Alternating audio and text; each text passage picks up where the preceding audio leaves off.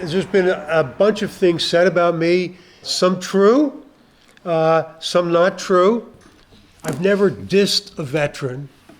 I've never looked down on a veteran. I'm not a flag-burning, anti-Republican draft dodger. I grew up in a religious household that was pacifist and am a pacifist, which means that I refuse to fight. I'm being as forthright as I can be so that you understand where I come from. My beliefs are very similar to what Quakers hold. These are my religious beliefs. Mr. Vanderbilt, live in Old Missing Ford, New York. Glenn, if I heard you correctly, you said when you were arrested by the FBI, Yes. this was for your refusal to serve in the military, is that correct? For a selective service violation, yes. Okay. So in a way, that's a draft dodger, if you want to read the definition of a draft dodger. Conscientious objector, draft dodger. Well, I'm not getting hung up on that part, but anyway.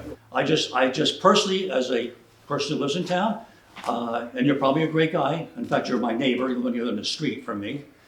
I don't think you're the right person for this job, okay? I can't believe, here we are 50 years later, debating things about the Vietnam War. Why can't we move forward? One of the things that I recall about Glenn's story is how he served time with Father Berrigan and his brother were literally the ones who brought an end to the draft.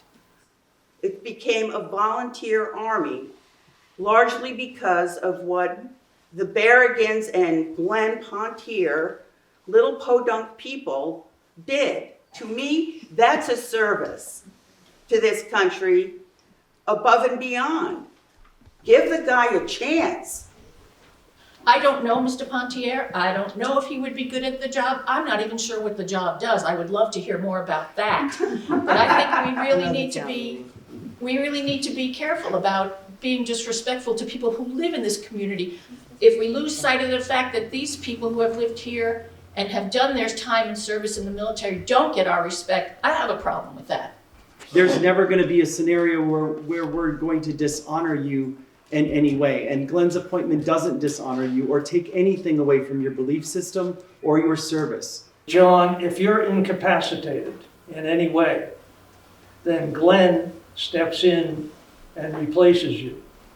Glenn, I have no personal animosity to you at all as a person. But as a veteran, I feel extremely uncomfortable having him represent this town. If I was a virulent person that was opposed to veterans, then you should feel uncomfortable. But I'm telling you, in as honest and forthright as I can be in front of an audience, something which I don't feel comfortable doing, that is not me. So I get that that's not enough for you. But because you feel uncomfortable, that can't be the basis for how we do business. You have your rights to your opinion, and I feel I have my rights to mine. Absolutely. These bigger national issues that divide us will not come into play in our small town, and I would hate to think that it would divide us as citizens and neighbors.